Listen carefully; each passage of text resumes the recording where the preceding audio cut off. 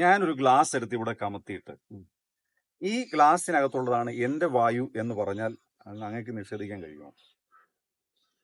പറ്റില്ല. അവിടെ വായു ഉണ്ട്. ഉണ്ട്. അപ്പൊ എന്റെ ഈശ്വരനാണിത്. ഇനി എന്നെ വിശ്വസിക്കുന്നവരുടെ ഈശ്വരനാണ് ഈ ബിംബത്തിലുള്ളത്. അതിനു വേണ്ടുന്ന ക്രിയകൾ ഞാൻ അഭ്യസിക്കുകയും പരിശീലിക്കുകയും ചെയ്തിട്ട് ഇതിലേക്ക് ആ ചൈതന്യത്തെ പ്രവേശിപ്പിക്കുന്നു. ഇതാണ് എന്റെ വിശ്വാസം, എന്റെ അറിവ്, മറ്റുള്ളവരുടെ അനുഭവം. അക്ഷരങ്ങളുടെ പ്രയോഗമാണ് മന്ത്രത്തിലൂടെ സംഭവിക്കുന്നത്. അപ്പൊ വേദങ്ങളിൽ ചില മന്ത്രങ്ങൾ എടുക്കുന്നു. ആ മന്ത്രങ്ങൾ ചൊല്ലുമ്പോൾ പ്രകൃതിയിലും അന്തരീക്ഷത്തിലും ഉണ്ടാക്കുന്ന മാറ്റമാണ് മന്ത്രപ്രയോഗങ്ങൾ അല്ലെങ്കിൽ തന്ത്രപ്രയോഗത്തിൽ വരുന്നത്. അതിന് സംശയമൊന്നുമില്ല കാര്യത്തിൽ. ഞാൻ ഈ പൂജ പഠിപ്പിക്കാൻ തുടങ്ങിയപ്പോൾ, പ്രത്യേകിച്ചും ജാതിഭേദമന്യേ പൂജ പഠിപ്പിക്കാൻ തുടങ്ങിയപ്പോൾ, അതിനു മുമ്പ് ചെയ്തുകൊണ്ടിരുന്ന പല ക്ഷേത്രങ്ങളുടെയും തന്ത്രവും ചില വീടുകളിലെ പൂജയും വരെ എന്നെ ഒഴിവാക്കിയിട്ടുണ്ട്. ജ്യോതിഷത്തിൽ മനുഷ്യൻ വിശ്വസിക്കുന്നതും പൂജകളിൽ മനുഷ്യൻ വിശ്വസിക്കുന്നതും എന്തുകൊണ്ടാണെന്ന് വെച്ചാൽ അവന്റെ ജീവിതത്തിൽ ഉണ്ടാകുന്ന അനുഭവങ്ങളാണ് തകർന്ന തരിപ്പണമായവനെ ഉയർത്തിയെടുക്കുവാൻ സാധിക്കുന്നത്. അവൻ വിചാരിക്കുകയും വേണം, അവൻ വിശ്വസിക്കുകയും വേണം, പരിഹാരങ്ങൾ ചെയ്യുകയും വേണം, ജപിക്കുകയും വേണം. ഇതെല്ലാം കൂടെ വരുമ്പോൾ അവനിൽ വലിയ മാറ്റങ്ങൾ ഉണ്ടാക്കും.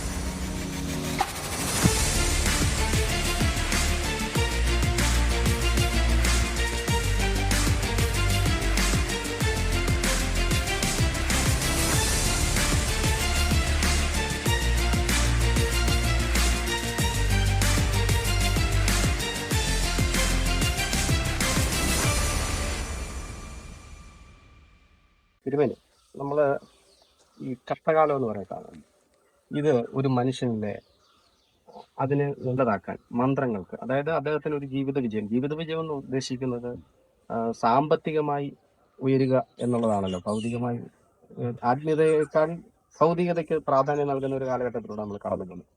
അപ്പൊ അത് ഒരു വ്യക്തിയെ എങ്ങനെ സ്വാധീനിക്കാം? മന്ത്രങ്ങൾക്ക് എങ്ങനെ സ്വാധീനിക്കാം?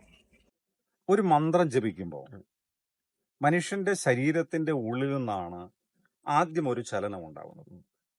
ആ ചലനം ശബ്ദമായി പുറത്തേക്ക് വരികയും അത് പ്രപഞ്ചത്തില് പലതരത്തിലുള്ള തനിക്ക് ചുറ്റുമുണ്ട്, അതിന് മാത്രമല്ല വലുതായി തന്നെ മാറ്റങ്ങൾക്ക് വിധേയമാക്കുവാൻ പറ്റും. അതാണ് മന്ത്രത്തിന്റെ ശക്തി, അതാണ് മന്ത്രത്തിന്റെ പവർ. അതുകൊണ്ട് ഒരു വ്യക്തിയുടെ ജീവിതത്തിൽ എന്തൊക്കെ മാറ്റങ്ങൾ ഉണ്ടാക്കാൻ പറ്റുമോ അതൊക്കെ മാറ്റാൻ പറ്റും. പ്രകൃതിയിൽ പലതരത്തിലുള്ള മാറ്റങ്ങൾ ഉണ്ടാക്കാനും സാധിക്കുന്നതാണ്. അതുകൊണ്ട് തന്നെ ഒരു വ്യക്തിയിലുണ്ടാകുന്ന ഭൗതികമായ പലതരത്തിലുള്ള മാറ്റങ്ങൾ ഉണ്ടാക്കുവാനും മന്ത്രങ്ങൾക്ക് സാധിക്കുന്നതാണ്. അത് അവന്റെ ജീവിതത്തിൽ അവന്റെ ജാതകത്തെ ആസ്പദമാക്കി 2ാം ഭാവത്തെ കൊണ്ടാണ് നമ്മൾ ചിന്തിക്കുന്നത്. പിന്നെ ധനത്തിന്റെ കാരകനായിരിക്കുന്ന വ്യാഴം, ഇവയുടെയൊക്കെ ചലനങ്ങൾ, ആ ചലനങ്ങളെ നിയന്ത്രിക്കുവാനും അതിലുള്ള ദോഷത്തെയൊക്കെ നീക്കിയിട്ട് അയാളെ നേരെയാക്കാനും സാധിക്കും. ജ്യോതിഷത്തിൽ മനുഷ്യൻ വിശ്വസിക്കുന്നതും പൂജകളിൽ മനുഷ്യൻ വിശ്വസിക്കുന്നതും എന്തുകൊണ്ടാണെന്ന് വെച്ചാൽ അവന്റെ ജീവിതത്തിൽ ഉണ്ടാകുന്ന അനുഭവങ്ങളാണ് തകർന്ന തരിപ്പണമായവനെ ഉയർത്തിയെടുക്കുവാൻ സാധിക്കുന്നത്. അവൻ വിചാരിക്കുകയും വേണം, അവൻ വിശ്വസിക്കുകയും വേണം, പരിഹാരങ്ങൾ ചെയ്യുകയും വേണം, ജപിക്കുകയും വേണം. ഇതെല്ലാം കൂടെ വരുമ്പോൾ അവനിൽ വലിയ മാറ്റങ്ങൾ ഉണ്ടാക്കാൻ പറ്റും. നിരവധി ആളുകൾ എന്റെ അടുത്ത് വന്ന് അത്തരത്തിലുള്ള പരിഹാരങ്ങൾ ചെയ്യുകയും അവ ജപ ഉപാസനകളിലൂടെ പോവുകയും ചെയ്ത് ജീവിതത്തിൽ വലിയ മാറ്റങ്ങൾക്ക് വിധേയമാക്കുവാനും സാധിച്ചിട്ടുണ്ട്. അതുകൊണ്ടാണ് ആളുകൾ വരുന്നത്, എല്ലായിടത്തും പോകുന്നത് അതുകൊണ്ടാണ്.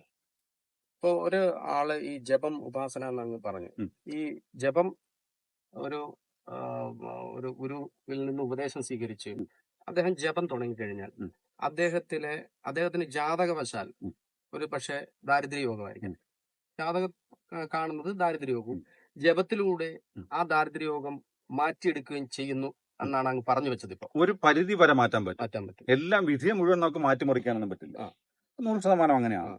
എന്നാൽ ചില ആളുകൾക്ക് വലിയ വീഴ്ചകൾ ഉണ്ടാവുക, പിന്നീട് ഉയർച്ച ഉണ്ടാവുക, ഇങ്ങനെയൊക്കെ ഉള്ള സംഗതികൾ ഉണ്ടെങ്കിൽ വലിയ വീഴ്ചകളിൽ നിന്ന് അവരെ കയറുകയറ്റാനൊക്കെ പറ്റും. ഒരു പരിധി വരെ പറ്റും.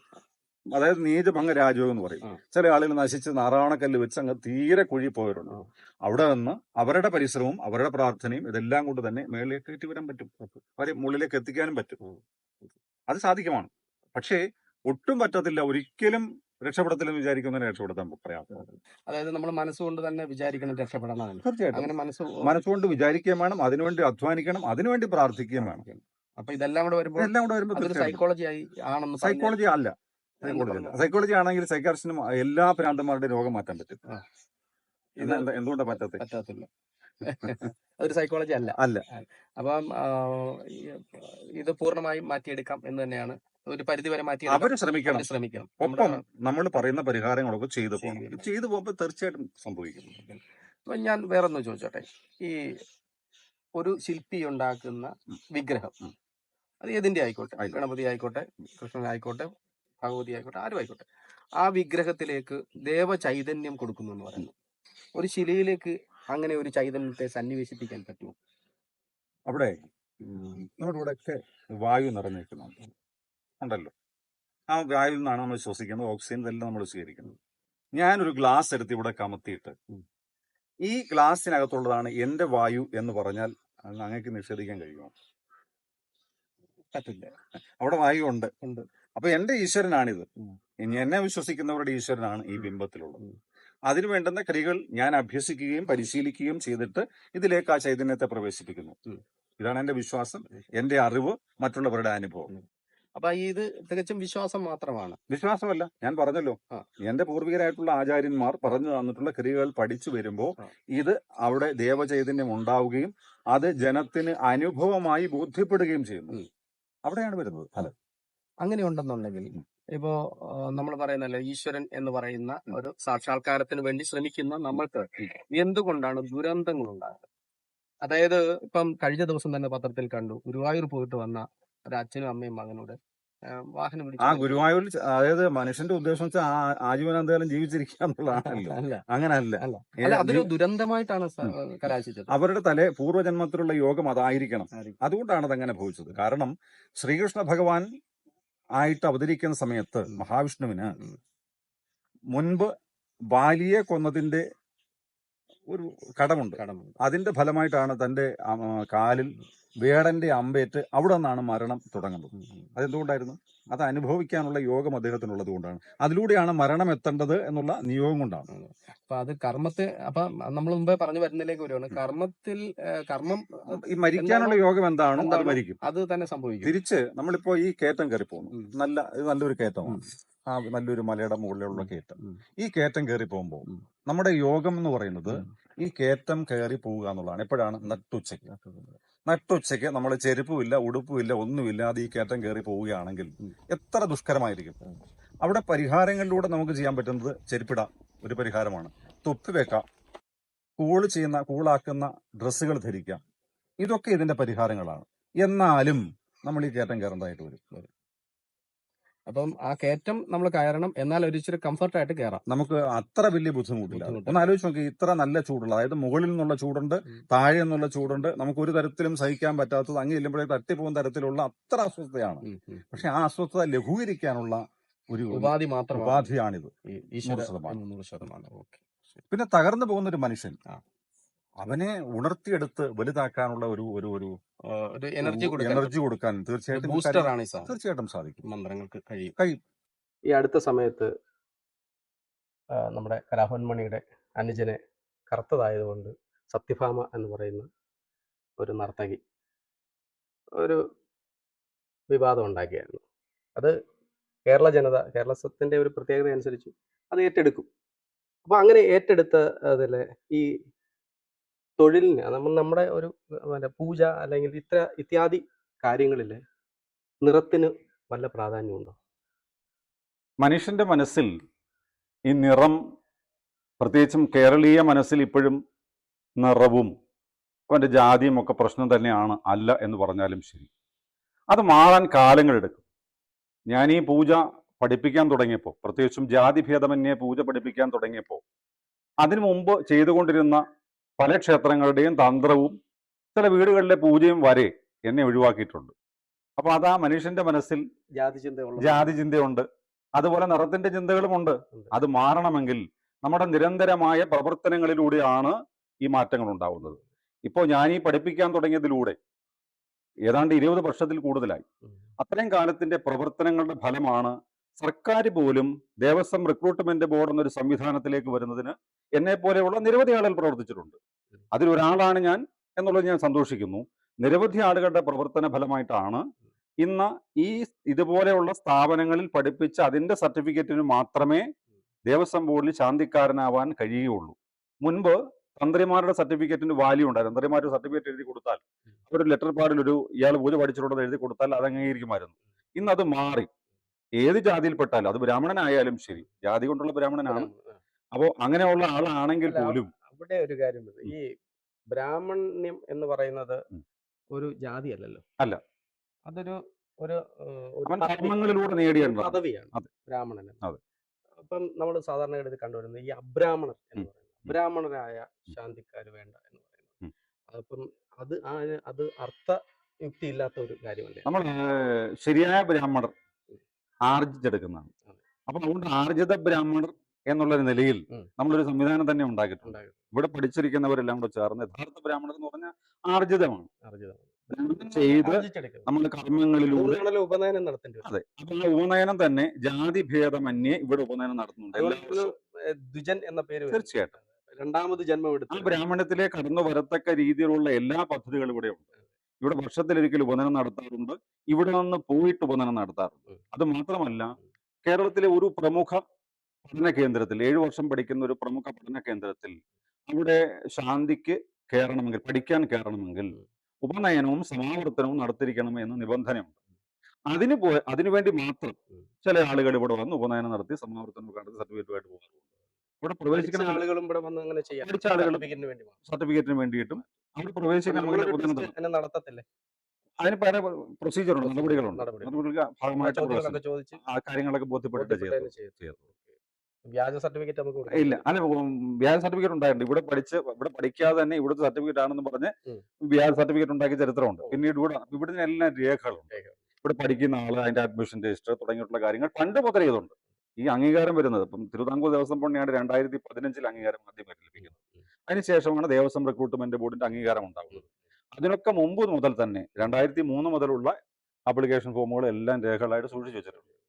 വെള്ളപ്പൊക്കത്തിൽ കുറച്ച് പോയിട്ടുണ്ട് 2017. അതല്ലാതെ ബാക്കിയെല്ലാം സൂക്ഷിച്ചു വെച്ചിട്ടുണ്ട്. വെള്ളപ്പൊക്കം നമ്മെ നല്ല ബാധിച്ചിട്ടുണ്ട്. തിരുമേനി, നമ്മൾ ഈ ശിവതാണ്ഡവത്തെ കുറിച്ച് നമ്മൾ അറിഞ്ഞിട്ടുണ്ട്. അപ്പോൾ അത് രാവണൻ എഴുതിയതാണെന്നാണ് പറയുന്നത്. ജടാകടാക സംഭ്രമ അങ്ങനെ തുടങ്ങുന്ന ഇത് നമ്മൾ ചൊല്ലുന്ന സമയത്ത് നമ്മളിൽ ഉണ്ടാകുന്ന ഒരു വലിയ തരംഗമുണ്ട്. മുമ്പേ പറഞ്ഞതുപോലെ അതെ. അത് അക്ഷരങ്ങളുടെ ശക്തി തന്നെയാണ് എന്ന് പറഞ്ഞാൽ അതിനെക്കുറിച്ച് എന്താണ് അങ്ങയുടെ അഭിപ്രായം? അക്ഷരങ്ങളുടെ പ്രയോഗമാണ് മന്ത്രത്തിലൂടെ സംഭവിക്കുന്നത്. ഇപ്പൊ വേദങ്ങളിൽ ചില മന്ത്രങ്ങൾ എടുക്കുന്നു. ആ മന്ത്രങ്ങൾ ചൊല്ലുമ്പോൾ പ്രകൃതിയിലും അന്തരീക്ഷത്തിലും ഉണ്ടാക്കുന്ന മാറ്റമാണ് മന്ത്രപ്രയോഗങ്ങൾ അല്ലെങ്കിൽ തന്ത്രപ്രയോഗത്തിൽ വരുന്നത്. അതിന് സംശയമൊന്നുമില്ല കാര്യത്തിൽ. ഓക്കെ, നമ്മൾ ഇത്രയും നേരം അങ്ങയുടെ ഔദ്യോഗികമായ അല്ലെങ്കിൽ അങ്ങ് ചെയ്തുകൊണ്ടിരിക്കുന്ന ചര്യകളെ കുറിച്ചാണ് നമ്മൾ സംസാരിച്ചുകൊണ്ടിരുന്നത്. അങ്ങയുടെ ഫാമിലിയൊക്കെ സുഖമായിട്ടിരിക്കുന്നു? മക്കള് നന്നായിട്ടിരിക്കുന്നു? എത്ര പേരാണ്? 2 പേര്. ജോലിയുണ്ടോ? ഇല്ല. ഓക്കെ, അങ്ങ് ഏത് ഈ മന്ത്രവിദ്യാപീഠത്തിലേക്ക് വരണമെങ്കിൽ എങ്ങനെയാണ് ഏത് വഴിയാണ് വരുന്നത്? ചെങ്ങന്നൂരിൽ വന്നിട്ട് ചെങ്ങന്നൂരിൽ നിന്ന് ഒരു 5.5 കിലോമീറ്റർ കോടുകുളഞ്ഞ റൂട്ടിലാണ് മന്ത്രവിദ്യാപീഠം എന്ന് പറയുന്ന സ്ഥാപനമുള്ളത്. ആദ്യകാലത്ത് ഈ പറഞ്ഞ പോലെ എല്ലാ തരത്തിലുള്ള പ്രശ്നങ്ങൾ നേരിട്ടാണ്. ചെങ്ങന്നൂരിൽ തന്നെയായിരുന്നു. അതുകൊണ്ടാണ് ചെങ്ങന്നൂർ മന്ത്രവിദ്യാപീഠം എന്ന് പറയുന്നത്. അവിടെ റെന്റിലാണ് ദീർഘകാലം പ്രവർത്തിച്ചത്. കുറച്ചു കാലമായിട്ടേ ഉള്ളൂ സ്ഥാപനമായിട്ട് വരുന്നിട്ടുള്ളത്. അതിനോട് ചേർന്നൊരു ക്ഷേത്രമുണ്ട്.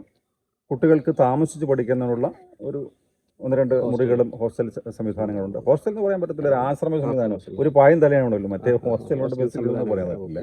അവിടെ താമസിച്ച് പഠിക്കാനുള്ള ഭക്ഷണ സംവിധാനങ്ങളുണ്ട്. ഭക്ഷണം ഉണ്ടാക്കാൻ ഒരു ചെറിയൊരാളുണ്ട്, ഹെൽപ്പ് ചെയ്യാനൊക്കെ സംവിധാനങ്ങളുണ്ട്. പഠിക്കാൻ അവർക്ക് ക്ഷേത്രം തന്നെ അടുത്തന്നെ അതിനോട് ചേർന്ന ക്ഷേത്രമുണ്ട്.